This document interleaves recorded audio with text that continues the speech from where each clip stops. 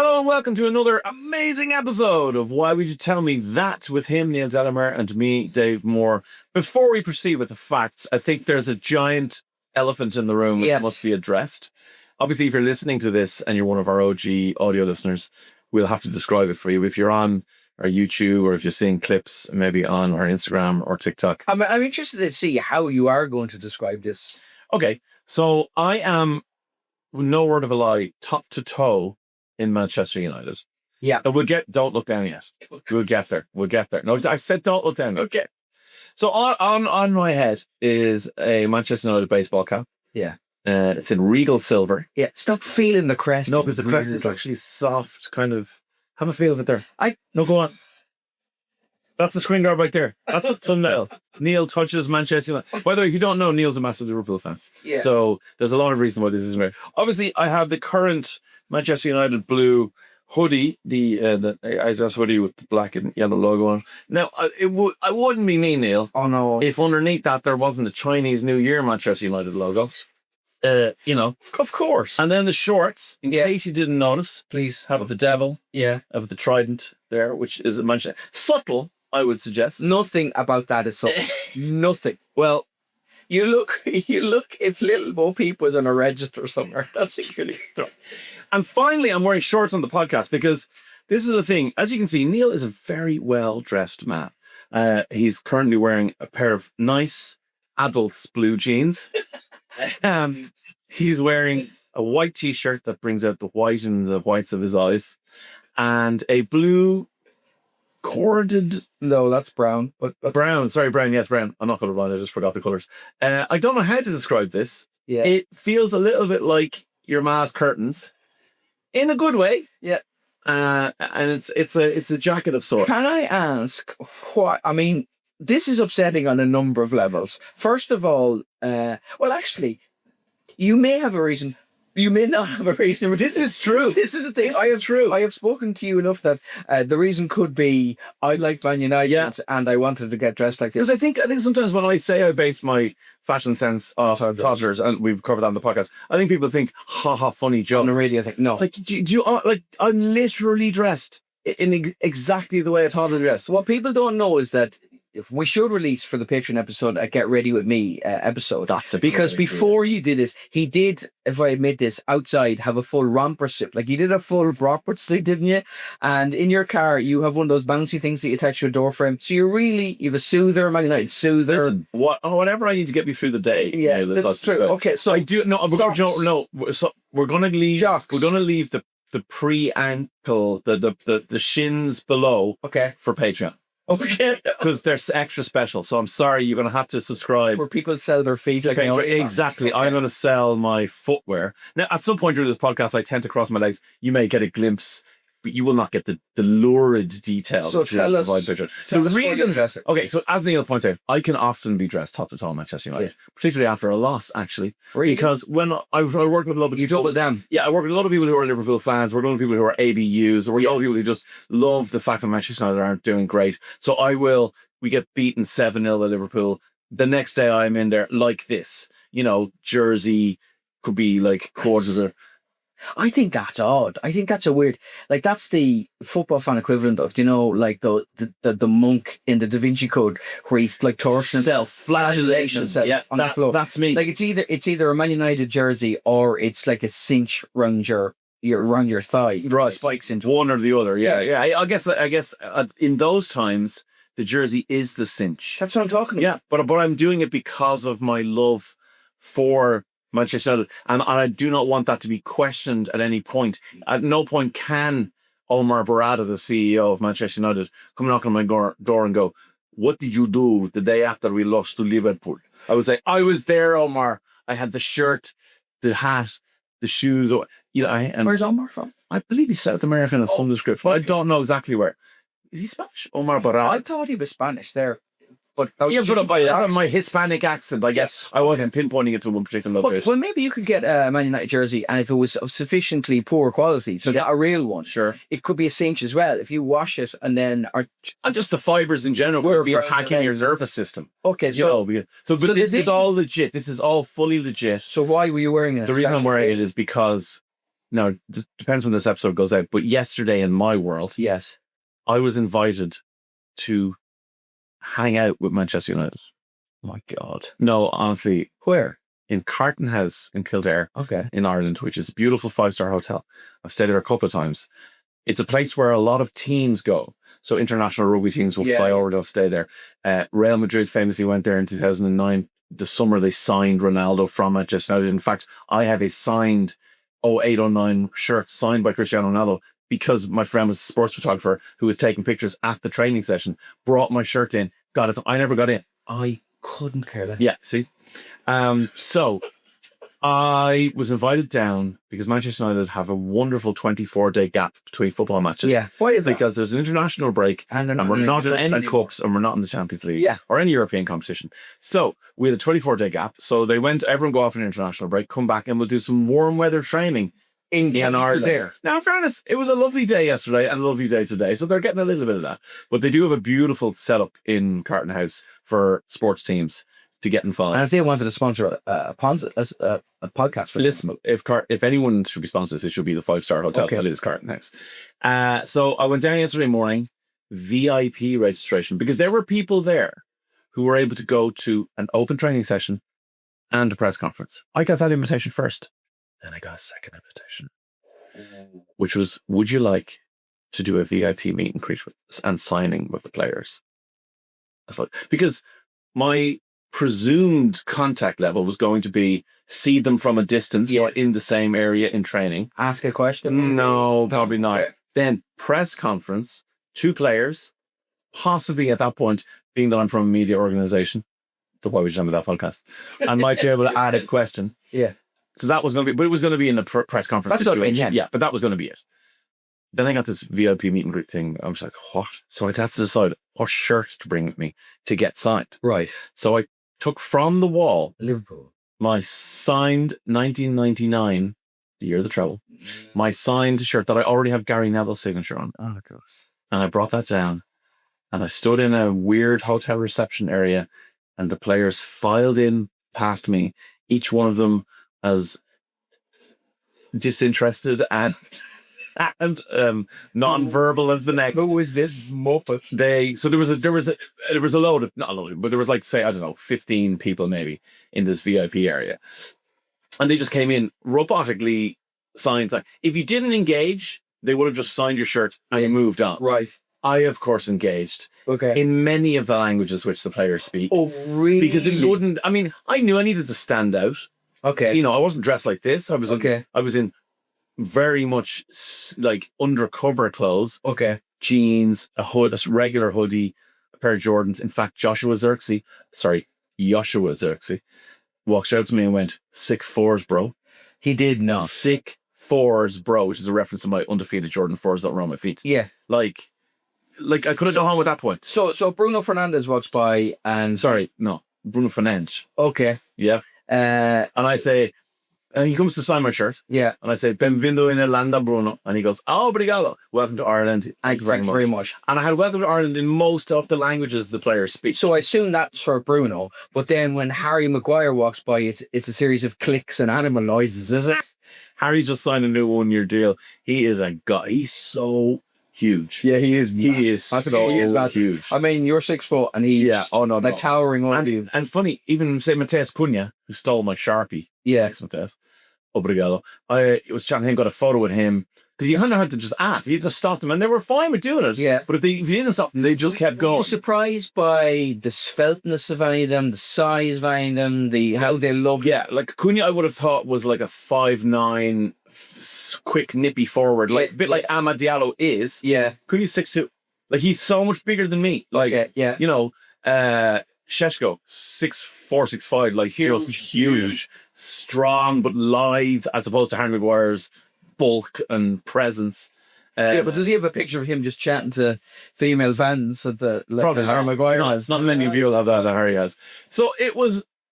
I'm currently ticking things off my bucket list that weren't on my bucket list. Do you know what I mean? Like I recently got to read out the starting 11. Manchester United starting 11 at a women's game in Old Trafford over the PA. Like that wasn't on my bucket list, but now I've done it. I didn't think I was going to go to an open training session and get it to meet every single player in the Man United squad. but I've done it. So What's left in the bucket list now? I don't even have a bucket list. But my point is, these are being added and immediately ticked off, I guess. Oh, isn't it? Point? I mean, that's... Oh, you're so happy. I'm so happy. I mean, I hate everything about the story. No. I hate, naturally. Yeah. As much as an Irish person can, obviously not being from the cities that we're talking about here. But then it's tempered by how happy and childlike you are and how much effort you would have put into talking to those guys. I mean, you would have, if they had somebody from some sort of disputed territory, you would have looked up the language of that. If there was a series of clicks that needed to be used to communicate with somebody, I would have tried my best to learn those. Like, for example, in the press conference, I did ask a question of Ahmad and Brian and Bumo, both of whom are from Africa, so Ivory Coast and Cameroon. Okay, so French. Yeah, but exactly. And they both, I think Brian and Bumo, was born and raised in France. Okay. Ahmad, born and raised in Ivory Coast, which speaks French. Côte d'Ivoire. So when my question said, hello, I'm Dave Moore from Today FM. Welcome to Ireland. Bienvenue en Irlande. Yeah. So that straight away, got a little smile at both of them. Yeah. Asked my question. There was a little awkward moment, which you can see on my Instagram at Dave Today FM if you like, where neither of them knew which one of them was going to take the question, so they had a little snigger. Yeah. It looks like they're laughing at my question, which they aren't, but it actually looks funny that they do look like they're laughing. I mean, it does look like it does. No, I'm glad it does. I'm from a content interaction point of view, couldn't be happier. But in real life, I realized at the time. But then I immediately uttered to them, "Vous avez compris?" Like, did you understand what I asked? Because I was worried that perhaps there was an issue with answering the question. They go, like, what's Croke Park? Who are Leeds? What was the question? The question was, are you excited about playing Leeds in Croke Park in August, given that Croke Park is our national stadium, it's a historic place, its capacity is bigger even than Old Trafford? Yeah. That was my question. And then there was just like, they looked at each other and then started sniggering. So I was worried briefly that maybe they went, what's that fella say? I assume you sat them down at that point and played them the scene of Bloody Sunday from the Michael Collins movie. Yeah. And sat there and watched the Armoured drive in. Then to give the entire historical context. Of course. And then I had prepared a 40-minute slideshow on the occupation of Ireland by the British, right? Which I think they really enjoyed. I would have thought so. Yeah, from like 1169 onwards. So you went through like the Cambro Normans, you went through Strongbow, essentially being invited in by Dermot McMurrough. He's invited in. I felt that the question deserved this level of... Did you go back further then? No. Back to 1014 in the Battle of Clontarf? I briefly mentioned that as I circled back around in chapter 11 was a kind of what we've learned so far. There was Sarsfield's the name, Sarsfield's the that sort of stuff. Cromwell. There was a little bit on there. 1916, Roger Casement, U-boats, all of that. Yeah. The what was the call? I've forgotten now. The home something. Home Rule? The Home Rule. Yeah, I went through that in painstaking detail. I mean, I had actually managed to source the original Land League. I showed my Land League tattoo. I mean, it's right below the crest of my chest. You just locked him in a lift. I meant, you will learn it is the national stadium and you will. And I have prepared it on You just slowly took the Ivory Coast flag that you prepared from and turned it upside down. I was honestly tempted to ask out because it's all come full circle. I knew I was only going to get one question, and I felt like because all the journalists that were there were the English press. Wow! So it was like Mark Critchley from The Athletic. It was I forget all their names now, but like maybe not Neil Custis from The Sun, but Samuel Luckhurst. Like it was everyone you would expect to be at. You hear their voices at every press conference. You know what I mean? Wow! So those boys were there. So they obviously they asked a series of, "Do you think Carrick should get the job?" questions, framed like, "Hello, Samuel Luckhurst here. How do you guys feel Michael Carrick is performing as Manchester United manager? Yeah. And then secondly, do you feel he has what it takes to be the permanent manager appointed during the summer?" Yeah. Obviously, question answered by saying, he's not the job of the... Yeah. We take one game at a time. All of the platitudes. Did you just shout Cusack or Hogan over and over and over again? I said, "The view is restricted in 222." And they did not know. No, but then the next question will be on, forgive me, Critch, who's now a good friend of mine because I love him. He's on one of my favorite podcasts, even more so than this. As you know, Critch would go, "Hello, lads. Just wondering if you could comment on whether the players feel the performances under Michael Carrick have improved. You must be enjoying your football. And would you like that to continue next season? So it was 8 questions that were effectively, should Carrick be the manager? Yeah. So then I felt like what I wanted to say to Ahmad, do you know that the Ivory Coast flag upside down is the Ireland flag? And I felt like that was a fun question. I had to go, let's talk about Croke Park. You know, the situation, no one was going to ask. It's not, I don't care what you say. It's you, Harry Maguire, just going, answer, kneeling on his neck, going, at the big 3 or Quins. Which is it? You have to pick a pub. You have a ticket. You don't have a ticket. You've turned up last minute. Where's the best place to get a ticket? Stop saying the Ivy House. Stop it. I've had enough of it. No, that's not the answer. Well, that's class. I'm just so happy that you're happy. I am. And if you want to see a bit of crack around it, check it at Dave Today on Instagram. But honest to God. And you'll have a bit more of a socks reveal on the Patreon episode. I think it's only fair. As I said, during this episode, perhaps there may be a levitated foot. Okay. Not on purpose. Sick taster. But that might just give people a sense of what's going on. Okay. Well, as this is a facts-based podcast, around facts. We learned about the Ivory Coast flag. Yeah. I'll do my facts. We'll have a break. You do your facts. Sounds good to me. By the way, you mentioned Carton House there, which is leads me on to my first little piece of business this week, is that we've had another ad read. Stop. After the massive success of Cash for Skin and our specialist security trapdoor company. Because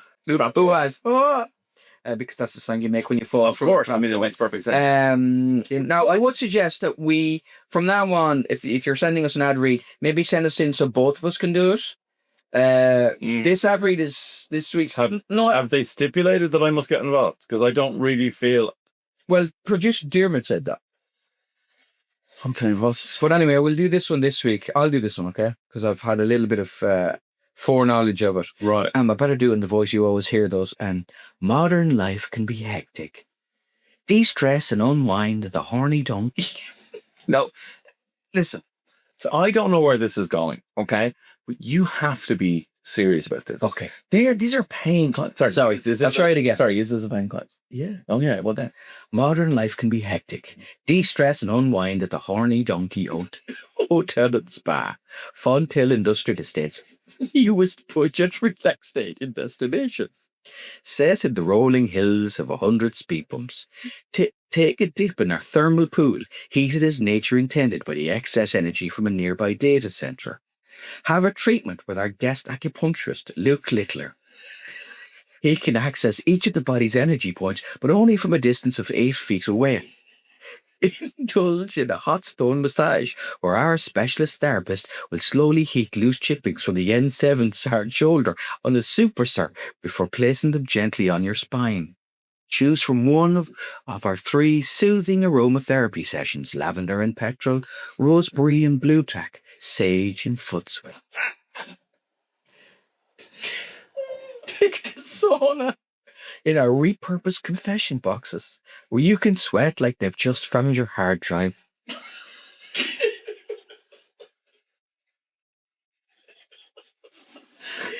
You have to be serious. Okay. Enjoy a decadent mud wrap in the leftovers from the National Ploughing Championship.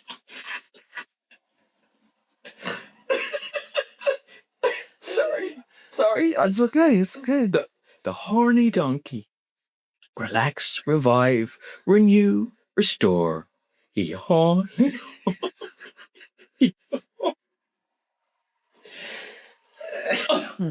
Wow.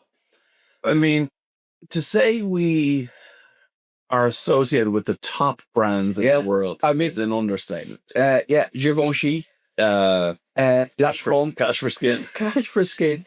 And the Horny Donkey Hotel and Spa.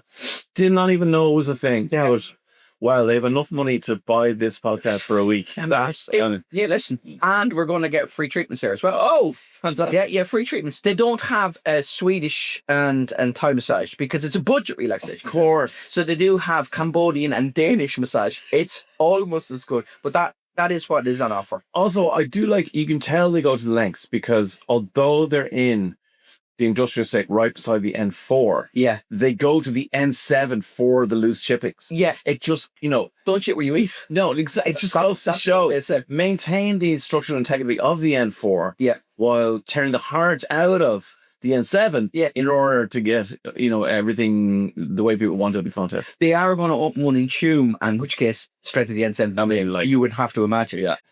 For my facts on this fact-based podcast, 20 minutes in. At least 20 minutes. Would you like something topical? Oh, very much so. Okay, so this answers one of the fundamental questions.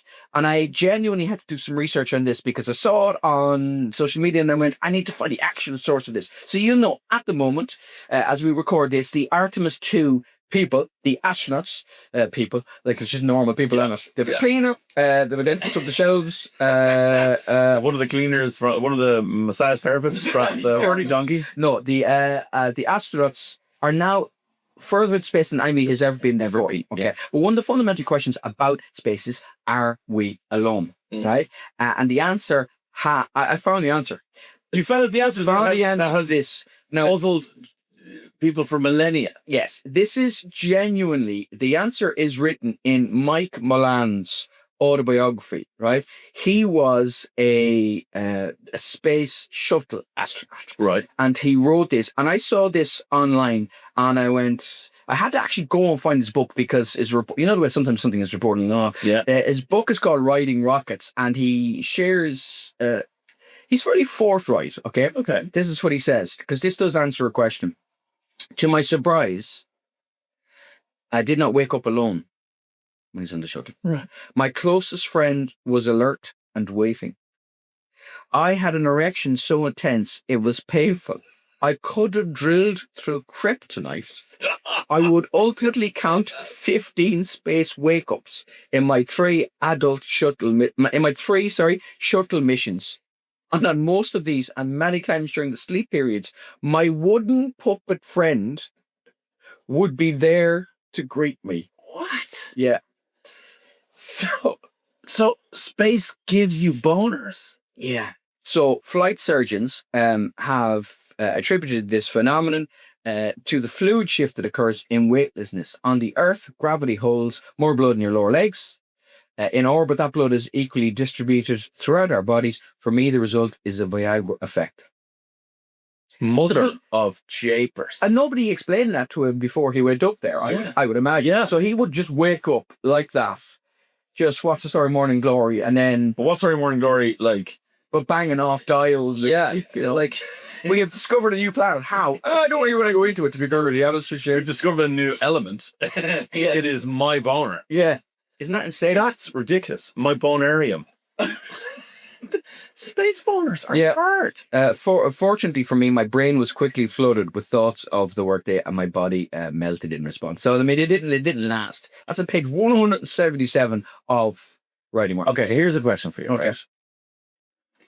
Do you think, for the purposes of science... Yes. Not for any perversion, but for the purposes of science, do you think people have jizz in space? And or... We can't put No, we can. Okay. And or... Yes. Because initially, space travel was the... No, they absolutely have.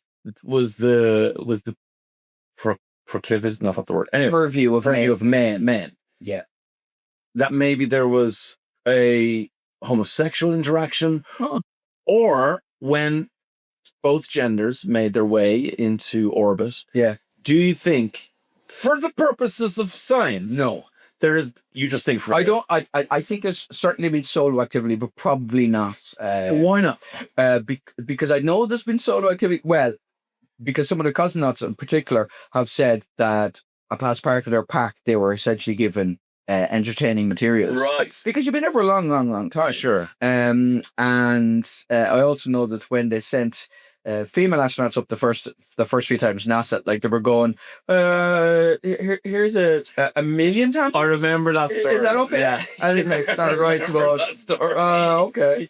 How many roller skating ads do you think I'm going to be doing here?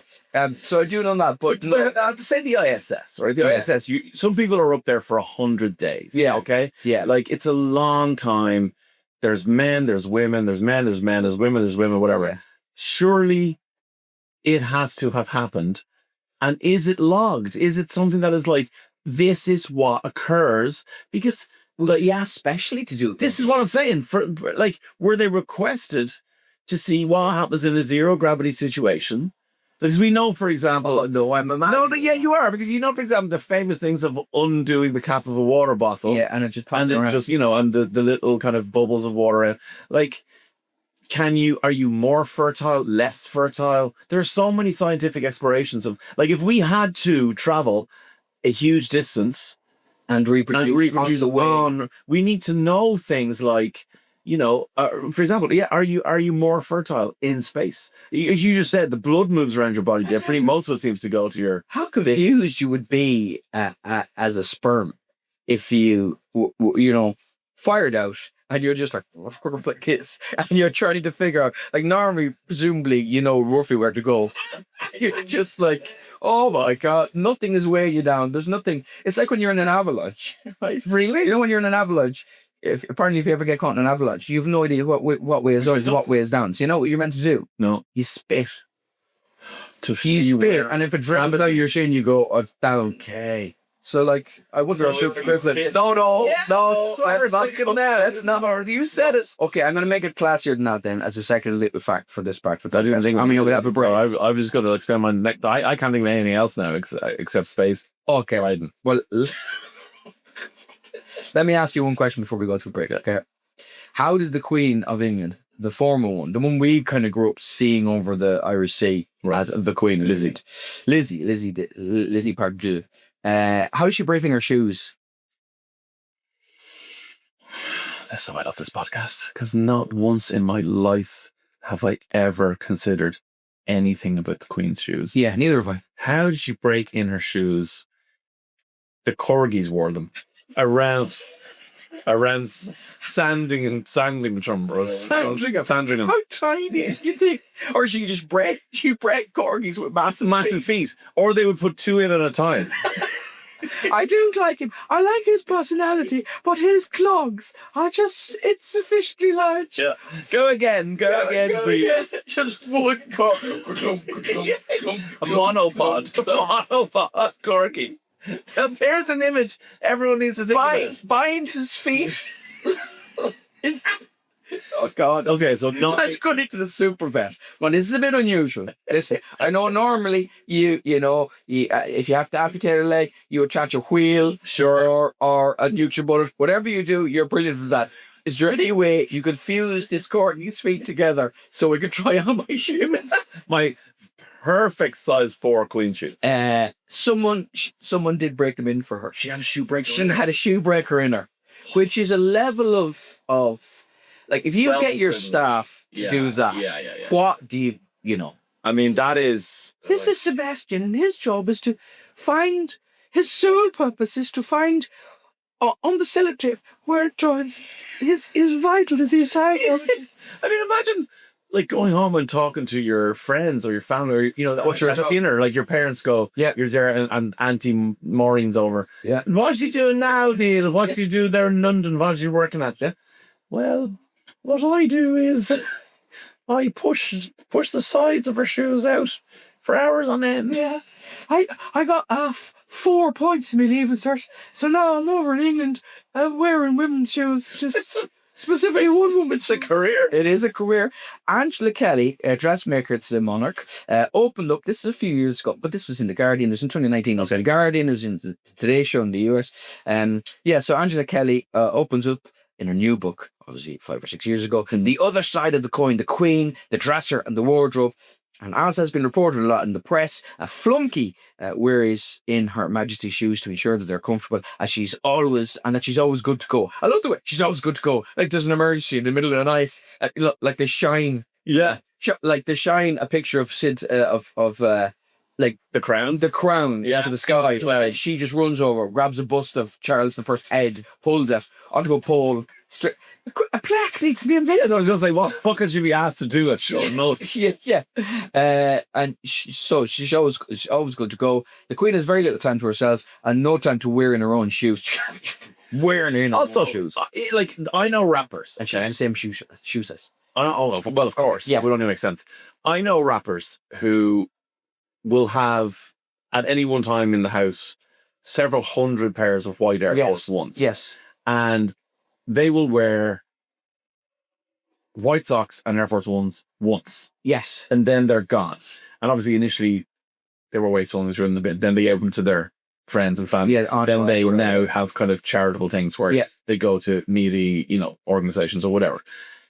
Like, how many pairs? Like, presumably this woman is never not working, because I can't imagine the Queen is re-wearing many pairs of. I would imagine if she's worn a pair of patent leather kitten heels with a buckle on the front, that's been done. Like that whole red carpet rule. She's, as you said, unveiled a plaque in Shropshire. Yeah. I think if she's going to go out to Exeter, and Devon, and in Exeter, her job is to wave at school children. Yeah. Like, she can't have Maggie from fifth form going, "Oh my God, she wore those the other day. I saw them in Shropshire, and then she's got them on again." Like, you've got to maintain this level of. I mean, I don't know. It's easy how. Yeah, but there's also kind of buy once, buy expensive, and don't they mind their stuff? I don't know. Because then, hang on, but then, if that's true, Okay. then this woman whose name is? Her name is Angela Kelly. So she was the dresser. But Angela Kelly would break in a pair of shoes. Yeah. And then by your logic, if they're expensive and therefore last forever, effectively, does she have a job? No, she's. I'd imagine she broke in a lot of pairs of shoes down through the years, but it wasn't her only job. I think rappers are better. I think rappers are better. Wear them once, chuck them. That's it. I think what the Queen should have done was every morning she wakes up, goes into her wardrobe. If she picks up a pair of shoes, she's to lick the sole like rappers do, and that's proof. Like rappers do. Rappers pick up a sneaker and go, and that's proof that it has never been worn. That's the thing. Yeah, and then you. Are you thinking of people sending in Christmas cards? No. They would click a sole of a shoe to prove to whoever that it's not. And what if they got it wrong? Oh, someone's walked the dog. Yeah. So this woman, she was have to be immediately comfortable. This is from another guy, because the news first broke about a shoe breaker in her in 2017. Stuart Parvin, the man who designs much of the Queen's colourful wardrobe at the time, said to the Evening Standard that to be immediately comfortable, the Queen can't. She can never say, "I'm uncomfortable, I can't walk anymore." And the rules were you have to wear socks in them, and the person on duty must wear a pair of beige ankle socks during the breaking in period and only walk on carpet. Oh, of course. I would have thought you should walk on everything that the Queen is going to walk on. So carpet, tarmac, the necks of common folk. The Commonwealth. No, I think, there's a thing in sneaker culture called dead stock. Yeah. Okay? And dead stock are sneakers that have not been worn. Okay? And they have a value higher than those that have been worn. Other than game-worn shoes, which is like, these are the Jordans Michael Jordan wore in the flu game, whatever. They're worth like millions. But when you're selling a regular pair of shoes, dead stock is very important. Yeah. So I think the Queen is already being cheated out of millions by Angela and her other flunkies, who are undead stocking her rotation. Okay. You know what I mean? So she could never sell her shoes as dead stock. Because Right. Angela's been clomping around carpets on them. Do you know when you said flu game there, are you talking about the Michael Jordan Flu game. Yeah, Okay, right. Yeah, he had flu. when Brian Whelan in the 1998 All-Ireland final was switched to full forward because he had the flu? No. And he scored at 1-5. No, this is when Michael Jordan had the flu in the final playoff game and won a three-piece for the Chicago Bulls. Second most famous flu game. Yeah, I think that might be slightly. Before we go to the break, I always thought brothel creepers was the weirdest name for a pair of shoes that I've ever heard. Brothel creepers. Have you ever heard there's a type of shoes called brothel creepers? Have you ever heard that? No. Like a little with the little kind of the raised sole like that and like kind of crepe punk kind of Crepes. I remember crepes. Do you know Brian? Do you know Brian Berry? Yeah. It was hello, Brian, if you're right. Right, Brian, from He Vicar would Street. Yeah, from Vicar Street. He would wear Brothel Brothel Creepers. Creepers. What do you think is a weird name for shoes? Look, I've never heard it, so it's weird to me now. I'm extra weird. I'm not making it up. No, sure you're not. No, Brothel Creepers. And what's weird in that, whorehouse clogs. I mean, they were the weirdest ones. But Brothel Creepers is genuinely, yeah, teddy boys. Okay. Okay. Strip joint sandals? Bordello flip-flops. Join us in 25 minutes when we've run out of these. We'll take a quick break and you give us your facts. Fair. Let's do it.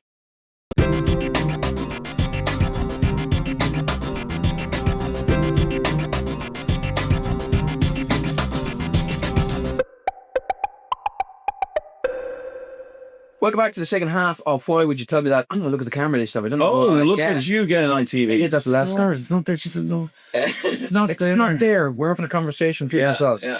I don't know what that was. It's just kind of sort of weird.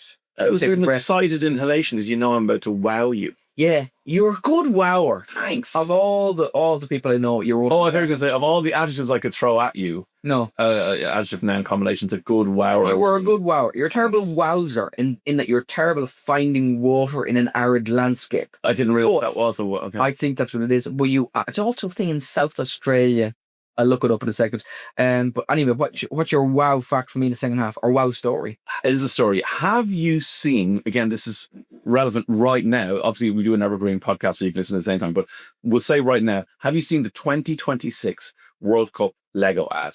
Yes, I have. Okay. For anyone who hasn't, Mbappe, Messi, Ronaldo, and Vinny Jr. and Vinny. Okay. And they sit around the table and they spin the built Lego World Cup Jules Rimet trophy. Yeah. And then they're trying to put, their own minifigure on the top to signify that they are indeed going to win the World Cup or be the greatest of all time or whatever it is. And eventually there's a kid and he opens up a little bit in it you can take it and he takes out his own minifigure. Saw that, yeah. Okay. Can you imagine how much money it costs to do an ad With the that features those four footballers? They are the four most iconic footballers in the world. We know Messi and Ronaldo are the highest paid athletes in the world right now. Like historically, obviously Michael Jordan went on to own part of the Jordan brand, so has earned billions from sports, but not directly from playing. Tiger Woods, again, with huge endorsements over the years and a couple of decades of success, is the second highest paid athlete ever. Yeah. But Ronaldo is third. Yeah. And, if you take it right now today, there's Ronaldo, Messi, a massive gap. Then you're talking about your LeBrons and Steph Currys and other golfers and whatever. But we did do an episode on the guy who was paid most probably at the time ever, which was the charioteer. Yes, in those days of Colosseums and charioteers, this guy was paid more by the standards of salaries those days. So look up that in our back catalogue. But Lego, in order to do this, and there's speculation, and of course you can't believe anything online these days, as to whether or not the four of them were actually in a room together, or like a lot of these ads, they all shot them individually and then they were composited together. It doesn't matter. You still have to pay Ronaldo a day's rate to shoot him or whatever, to get him to agree to this, to get him to put his likeness on it. Same with Messi, same with Vinny, same with Kylian. Like, it's crazy money, and Lego has crazy money. Yeah. But Lego didn't always have crazy money. In fact, Lego almost had no money very recently. And that's the story I want to tell you today as quickly as I can. So Lego has always been a boys' toy, okay? Just greatest growth and demographics. It was always growing for boys would build with Lego. Yeah. That was the thing. Right now in 2026, the two biggest growth demographics for Lego are girls and adults. Yeah, okay. So they're called, let me get this right, AFOLs. AFOLs. Okay. Adult fans of Lego. Okay. Huge. I know 2 or 3 of them. Yeah, no, very into it. And I wouldn't be an AFOL. I don't think I would know how to earn that. But like, for Valentine's Day, I got my wife the cat Lego, the black and white tuxedo cat. That's what I got, so we could do it together. Yes. Like, we love doing Lego. The kids all love doing Lego. I kind of have a rule in the house, because kids ask you for things all the time. You always say no. The one thing I'll never say no to, 2 things are books and Lego. Okay. Simple deal. But then that gets you in a problem where they go, cool, well then I want the €800 Millennium Falcon. You just talk them down, whatever. But you'll still buy them a Lego set. Anyway, let's go back to the start. 1932 in Denmark. Okay. There's a lad called Ole Kirk Christensen. He was a master carpenter. The Great Depression hits.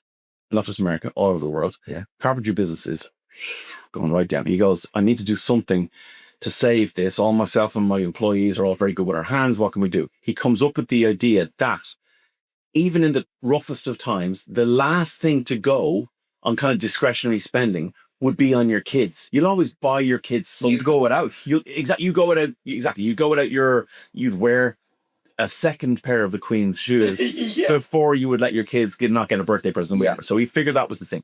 So he decided he would create this like Lego or this building brick company. He called it Lego, which I don't know if we covered this in the podcast before, but it's leg gut, which means play well in Danish. And it's a portmanteau of those two words. Yeah. Leg gut, play well. It's currently got a market, it's privately owned by the Christensen family still, but it's currently got an estimated value of about 10 billion. Wow. Right? It's a big, big company. It is sold in 130 plus countries around the world. There are over 1,000 Lego stores. It is a massive success story. And it was a success story for the 70 years or so coming up to the millennium, the 2000s. Yeah. But then they encountered a problem they'd never encountered before, which was the growth in digital technology. So handheld video games, the PlayStation consoles. Yeah. Everything went digital very quickly. Yeah. And then the idea of, building something, as basic as a Lego house or a car or a whatever, just kind of went, meh. Kids went, not interested. We want to do cool digital stuff. Yeah. And so Lego really quickly decided that they would get on board the digital kind of train, but they didn't do it very well. A series of very poor business decisions were made. They made their own video games. Yeah. They created their own fashion lines and did collaborations with people. They did theme parks, Lego theme parks. And they shifted away from everything that they had stood for 70 years, which was creativity, using your hands, using your brain, using your mind. No, forget all that. No, their logic was sound. Their logic was, well, this is the way things are going. Let's get people interested in our video game, and then hopefully they'll go and buy a Lego set because they'll have done something in the video. Yeah. That was the logic. It did not work. They found themselves in serious trouble. They had massive debts. The cash flow at one point in the early 2000s was negative 125 million euro, and they had 700 million in debt. Wow. Okay. But outside of the money, morale was low in the company. Okay. Designers were not only being let go, but just being tasked with the most mundane, boring things that they had come to the company because they believed in the creativity and all this and trying to get kids to do they stood for this kind of thing. All of a sudden it was gone. At one point they burned through €500,000 a day. Right? I mean, nobody could sustain that for long. So they came really close to bankruptcy. Okay. And then they decided, some kind of foresight that they hadn't previously shown, they said, we need fresh eyes on this. The problem is we're trying to solve problems while we're in the middle of creating the problems. Okay. So they hired a guy called Jürgen Vig Knudstorp to be the CEO. Okay. He had previously been a consultant of some sort to Lego, but at 35 years old, was too young to be the CEO of a giant company. Wow. Really young. And also he was not the kind of person who previously had held this role. He was completely in off the street. He did not have any ties to Lego. And he wasn't a family man. He wasn't a family man. He didn't have 40 years in the Danish equivalent of Wall Street. No. He's 35. He's 35. Yeah. He's a young fella. And the board wanted quick fixes because they were hemorrhaging money happening today. And he said no. And he slowed everything down. He did the opposite of what they wanted at the time. He did a massive amount of internal and external analysis, right? Yeah. So he spoke to senior designers and board members, but he also spoke to factory floor workers and cleaners. Yeah. He went out then and visited, kids. Like he spent a lot of time with kids. He spent a lot of time with people who sold Lego in the Lego stores. So what he came back with when he did all of this exhaustive research was one clear message, which was people loved Lego for the basic brick building part of its personality. Yeah. All the other stuff was fine. Yeah. But that's not what people liked Lego for. So what he did was, straight away, he did things like he shut down the theme parks or sold off. So right now, if you go to a Lego theme park, you go to Legoland in Windsor in the UK, it's not Lego owned. Someone else owns it, and they've licensed, obviously, the Lego brand and image, whatever, but it is not owned and operated by Lego. None of them are. They're just gone out of that. He finished all those kind of clothing collaborations, and this wasn't just cost saving. It obviously was cost saving. It's core. Let's focus on the core. There you go. So he was getting back to the basics of Lego: creativity, problem solving, refocusing on the kind of intergenerational appeal of Lego. Because if you were an adult with Lego, your kids would play right now. My kids play with my wife's Lego. She had it in the 80s, and my kids play with it now. Obviously, we've added to it since because they want this set or that set or whatever. But they're still there. They're still perfect. And the best thing that ever happened to them probably now is the fact that everybody now wants to be off their screens. So now you go, this thing feeds into so rather than getting involved in all that movie stuff, go back to the fact that this is problem solving. And what did I say? Like as a parent, I will say to my kids, I will buy you a book, and I will buy you Lego. I will never say no to either of those things. Okay, gradations of no, but I will never flatly just go no. If they want a Lego set, because exactly that. So every parent feels that way about their kids. So once he reframed the brand, there were some tie-ins that were working. So from 1999 on, the biggest selling Lego set was Star Wars. Yes. Okay. It was just huge to them. And it particularly had an appeal across the AFOLs, the adult fans of Lego. Okay. Because people who love Star Wars are a certain kind of group of like-minded individuals. Yeah. Once you put the Lego in that universe, then they would all espouse the virtues of that to their like-minded people. And then it became engaged fan. There you go. So the diehard fans of Lego and the diehard fans of Star Wars kind of converged into the Venn diagram of the center that was really strong. So then they found they could tap into surrounding movies. So for example, Harry Potter was also a huge thing. Yeah. But in reality, a Star Wars movie doesn't come out every quarter, doesn't come out every year. Yeah. Nor does a Harry Potter movie. So then they were like, well, we've got a situation now where we know what works for the company, but we can't wait on the next Harry Potter movie to release a new set where the new visuals exist in the movie, and Ron and Harry in a blue car, we can sell the blue car set. But if we have to wait 3 years until the next movie, the next step is they go to Lucasfilm and they pitch to Lucasfilm, can we make a Lego Star Wars? Right. It's an animated show featuring existing Star Wars characters, but instead of all this theme park and video games and merchandise, we're just going to make a 5-minute episode and air it on Cartoon Network.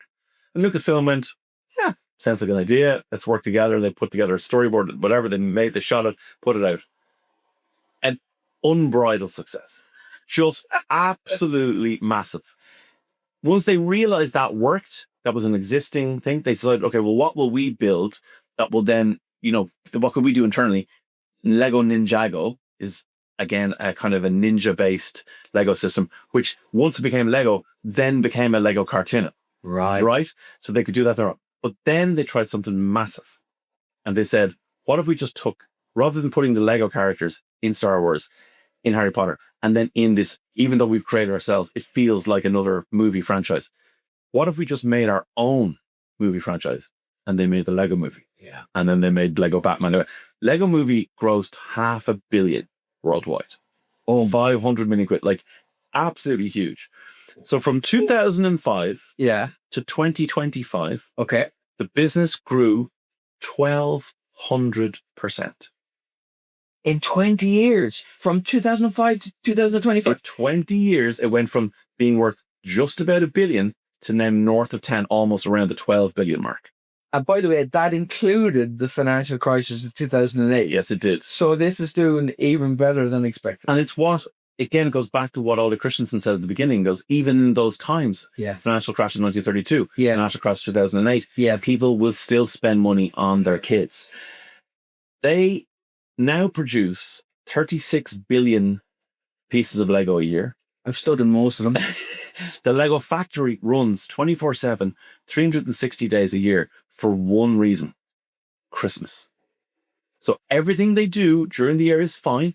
Ticking over. It's built for Christmas season. They sell 28 Lego sets a second. Oh my God. A second. God. So Lego didn't just recover. When Jurgen went in and he changed all this, he literally turned the brand around from the brink of bankruptcy to now one of the biggest and strongest consumer brands in the world that everybody wants to be associated with. But now Lego can pick and choose, get the right ones. That's class. Yeah. Do you know the way Australia and now other countries are talking about bans on social media for another age? Do you think there's a Lego lobby? Do you think Jurgen Scott? I think Jerry didn't just phones, telephone screens. Very, very dangerous. You know what's not dangerous? It's like plastic bricks. Also, they're also trying to move away from, because it's plastic and it's a derivative of fossil fuels. I think they're trying to move away from that. Of course, I would imagine that would inform the next generation of what Lego does. Exactly, yeah. The coolest single Lego thing I've ever seen is in the Lego store in London, because my friend, who actually does a lot of my gigs with me, is obsessed with Lego. Okay. And there is an Aston Martin James Bond DB5 full size made of Lego, and it is one of the coolest things you ever see. They recently built, wasn't it the F1 cars? They built them full size with the underpinnings of the F1 cars, like motors, engines, whatever. I was in a hotel recently in France, and they have 2 Huskies. I'll show you. We'd actually get a producer Diarmuid to put them up. I'll show you pictures. $4,000, I think they were, or $6,000, something like that. The coolest Lego fact that I've thrown around a good few times, maybe on this podcast before, and forgive me if it is, I think I definitely did it when we did the rubber plantation robbery, biggest heist in human history. What an amazing episode that was going as that. But Lego is the world's biggest manufacturer of tires. Okay. Class, David. Thank you very much, Neil. Absolute quality. If you want us to answer any questions, email www.ytmtpodcast@gmail.com. Follow us on Twitter. Well, no, we're not on. Well, we kind of are, not really. Follow us on Instagram. Follow us on TikTok. Email us your questions. YouTube.